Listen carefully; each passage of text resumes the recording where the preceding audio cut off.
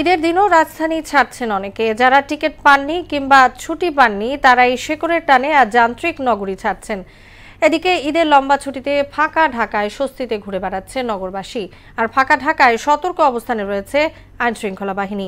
দুর্ঘটনা এড়াতে সতর্কভাবে গাড়ি চালানোর পরামর্শ তাদের। আরও জানাচ্ছেন উষা ফেরদৌস। পরিবার পরিজন নিয়ে ঈদের দিনও রাজধানী ছাড়ছেন নগরবাসী। টিকিট না পাওয়া কিংবা কাজের ব্যস্ততায় যারা বাড়ি ফিরতে পারেননি, এদিন তাদেরকে ঘরমুখ হতে দেখা যায়। ডেলিভারি দিতে দিতে সময় লাগে গেছে। সকালবেলা ডেলিভারি দেওয়া শেষ করে মাত্র বাড়ির দিকে রওনা দিচ্ছি। টিকিট পাই না, এখানে এসে কাটতে হচ্ছে।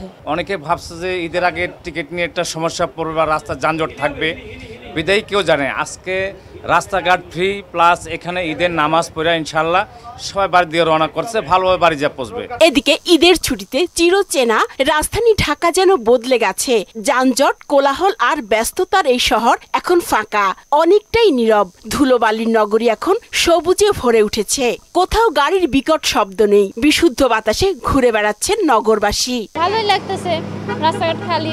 আজকে ঢাকায় ধুলোবালিও তো কমই, ভালোই। আজকে ঈদের আনন্দ লাগতেছে, জ্যাম ট্যাম নাই, খুব ভালো লাগছে। আজকে ঢাকা এরকম থাকলে সবসময় অনেক ভালোই তো। ধুলোবালিও কম, জ্যামজটও কম।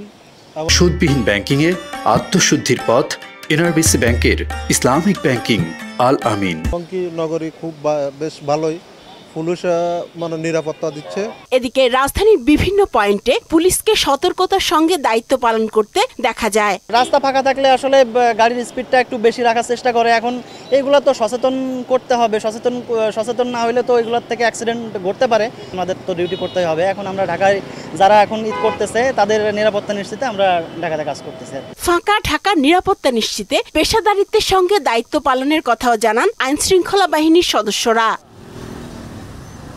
উষা ফেরদৌস, মোহনা সংবাদ, ঢাকা।